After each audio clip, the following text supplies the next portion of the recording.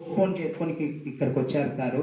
నిజంగా అంటే చాలా ధన్యవాదాలు సార్ ఇక్కడికి వచ్చిన. అవునండి సారు, ఆ కార్యక్రమం అక్కడ చాలా ఇంపార్టెంట్, కానీ ఇక్కడ ఫస్ట్ టైం జరుగుతోంది. యూట్యూబర్లు అందరినీ ఉత్సాహవంతులు అంటే సార్ వస్తున్నారని అందరూ అనుకున్నారు కదా, మరి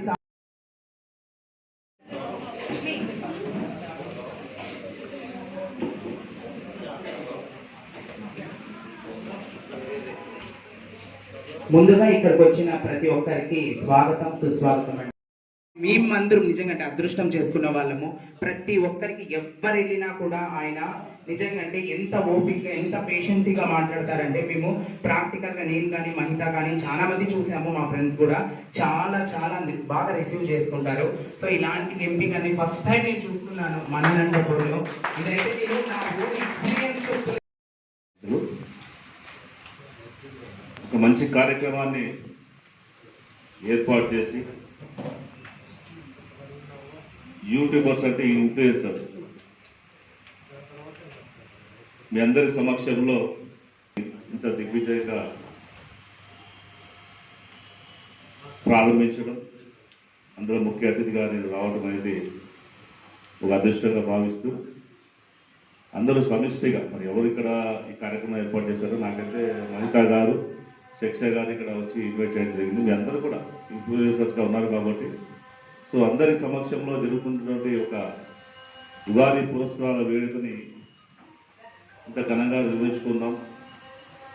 ఎందుకంటే భారతదేశం అంటేనే సంస్కృతి సాంప్రదాయాలకు పెద్దపీట వేసినటువంటి దేశం ఇది.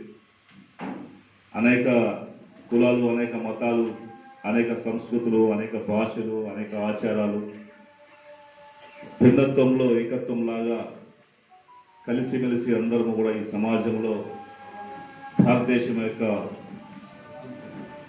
ఔన్నత్యాన్ని కాపాడడమే ప్రధాన లక్ష్యంగా, ఈ సమాజానికి మంచి చేసేటువంటి ఒక ఆలోచనతో మనమందరూ కూడా కలిసిమెలిసి జీవిస్తున్నటువంటి పరిస్థితులు ఇక్కడ మనకు కనిపిస్తుంది. ఈ ఆలోచనలు మన ఉన్న పరిస్థితులు అన్నీ కూడా వాళ్ళ వాళ్ళ స్థాయిలో వాళ్ళు ఉన్నతమైనటువంటి స్థానానికి వెళ్ళాలి. మన చుట్టుపక్కల ప్రాంతాల్లో ఉన్నటువంటి సమస్యల్ని ప్రభుత్వ దృష్టికి తీసుకెళ్ళాలి. లేకపోతే మనలో ఉన్నటువంటి ఒక విభిన్నమైనటువంటి ఆలోచనల్ని ప్రజల ముందుకు తీసుకెళ్లాలన్నటువంటి ఒక దృక్పథంతో యూట్యూబర్స్గా మీరందరూ కూడా ఈరోజు ఎంతో మంచి కార్యక్రమాలని, ప్రత్యేకించి అనంతపురం జిల్లా పేరుని రాష్ట్ర స్థాయిలో దేశ స్థాయిలో వినపడేలాగా మీరు చేస్తున్నటువంటి ప్రయత్నాల్లో ఎప్పటికి కూడా మీకు భగవంతుడి యొక్క ఆశీస్సులు ఉండాలని చెప్పేసి నేను కోరుకుంటున్నాను. ఎందుకంటే మనం అందరం కూడా అంటే ఇప్పుడు సినిమా ఫీల్డ్ కావచ్చు, లేదంటే యూట్యూబ్ కావచ్చు, అంటే ఏదైనా సరే మనందరం కూడా ఒక రకంగా ఆలోచించాల్సింది ఏంటంటే, చేసేటువంటి పనుల్లో మనం అత్యంత శ్రద్ధ వహించాలి. ఒక డిసిప్లిన్ క్రమశిక్షణ తోటి అనుకున్నటువంటి ఆ పని నెరవేర్చేదాకా మనం కృషి చేయాల్సినటువంటి అవసరం ఉంటుంది. ప్రత్యేకించి యూట్యూబర్స్కి చాలా సమస్యలు ఉంటాయి. ఏదో ఒక ఇష్యూ మీద మీరు ఒక అప్లోడ్ చేయగానే దాని మీద నెగిటివ్ కామెంట్స్ ఎక్కువ వస్తూ ఉంటాయి. అంటే పాజిటివ్ అంటే కూడా నెగిటివ్ తొందరగా వచ్చేస్తుంది. అవతల వాడు చేయలేక చేతగాక మన మీద పడి వేయడం అనేది ఒక నెగిటివ్ రూపంలో వచ్చేస్తా ఉంది. దాన్ని కూడా తట్టుకొని ఎన్ని నెగిటివ్ కామెంట్ వచ్చినా సరే నేను చేయాలనుకుంది ఇది, నేను వెళ్ళాల్సిన గోల్ ఇది అనేటువంటి ఆలోచనతో ఒక దృఢ సంకల్పంతో మనం ముందుకు వెళ్ళినప్పుడే మనం అనుకున్నది ఆ టార్గెట్ని రీచ్ కాగలమని నా యొక్క భావన. దీనికి ఒక ప్రత్యక్ష ఉదాహరణ మన కళ్ళ ముందే తెలుస్తూ ఉంటుంది. ఎక్కడో మనం ఉదాహరణ తీసుకునే అవసరం లేదు. ఒక సూర్యభగవాను తీసుకుంటే మనకి ఉదయం 5 నుంచి 6 గంటల లోపల ఖచ్చితంగా మనందరికీ కూడా సూర్యభగవాన్ కనిపిస్తాడు.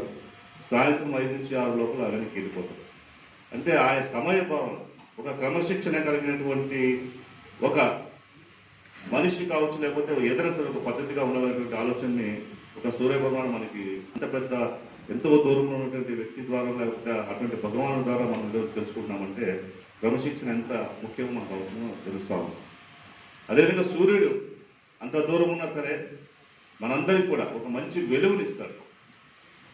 వెలుగు ఎలా ఇస్తాడంటే ఆయనేమో ఎవరు ఇచ్చిన వెలుగు కాదు, ఆయన స్వయం ప్రకాశితుడుగా ఉంటూ ఆయన సంపాదించుకున్నటువంటి వెలుగుని మనకి ఈ ప్రపంచానికి వెలుతురిచ్చి ఎన్నో రకాల జీవరాశులకి ప్రాణాలు ఇచ్చేటువంటి ఒక మనిషిగా, ఒక త్యాగ పురుషుడిగా మనకు కనిపిస్తారు.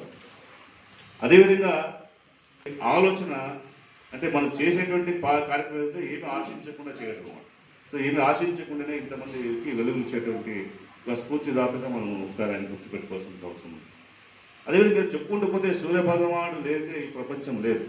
కానీ సూర్యభగవానుడు ఎప్పుడు ఎవరు ఏమి ఆశించలేదు. ఎంతో దూరం కనిపించిన దూరంలో ఉండి మనందరికీ కూడా ఈ విధంగా సేవలు తీసుకున్నారు. కాబట్టి ఆయన స్ఫూర్తి ఒక కార్యక్రమం చేపట్టిన తర్వాత ఆ కార్యక్రమం యొక్క ఉద్దేశం మంచిగా వెళ్ళాలి. ఆ కార్యక్రమం ప్రతి ఒక్కరి చేతులకు వెళ్ళాల్సిన అవసరం ఉంది. దాన్ని పాటించాల్సిన మన లైఫ్ తక్కువ వచ్చినా పర్లేదు, మనం అనుకున్నది ఏదైతే ఉందో అదే ప్రజెంట్ చేయాలి, దాన్నే ముందుకెళ్ళాలి.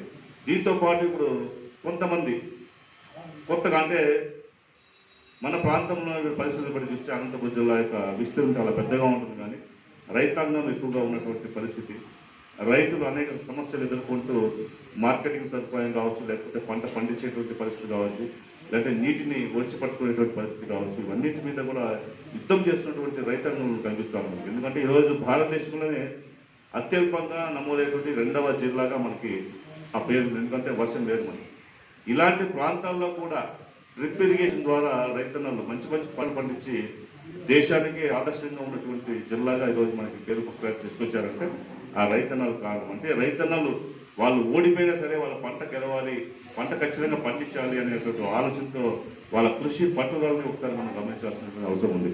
కాబట్టి ఈ పరిస్థితుల్ని కూడా జిల్లాలో ఎటువంటి పరిస్థితులు ఉన్నాయి, ఎవరెవరికి ఏమేమి అవసరం ఉంటుంది, ఎలాంటివి వస్తే ఇక్కడ మన అనంతపురం జిల్లా బాగుపడుతుంది, ఇంకా ఎంత మంచి కార్యక్రమం చేస్తే మన జిల్లా అభివృద్ధి చెందుతున్న ఆలోచనని మీరు కూడా పుస్తక రూపం అంటే ముఖ పుస్తకం రూపంలో, ఫేస్బుక్ రూపంలో కావచ్చు, లేకపోతే యూట్యూబ్ రూపంలో కావచ్చు తెలియజేసి ప్రజాప్రతినిధులకి కొంచెం మన యొక్క అంటే మీ అనుభవాలు కావచ్చు, మీకు ఎదురుపడినటువంటి సంఘటనలు కావచ్చు తెలియజేసి ఈ సొసైటీకి మంచి చేసేటువంటి ప్రయత్నం మనం చేయాల్సినటువంటి బాధ్యత. సో ఇలా చెప్పుకుంటూ పోతే అనేక సమస్యలు ఉన్నాయి. అన్ని సమస్యలు కూడా మనం ఒక్కదానికి ఒకటి తీసుకొని, పిల్లలు ఉన్నారు, స్టూడెంట్స్ ఉన్నారు, స్టూడెంట్స్కి ఏం కావాలి, ఇప్పుడు మనకి ఎలాంటి ఉద్యోగాలు కావాలి, ఎలాంటి చదువులు చదవాలి, వాటి మీద రీసెర్చ్ చేయడం.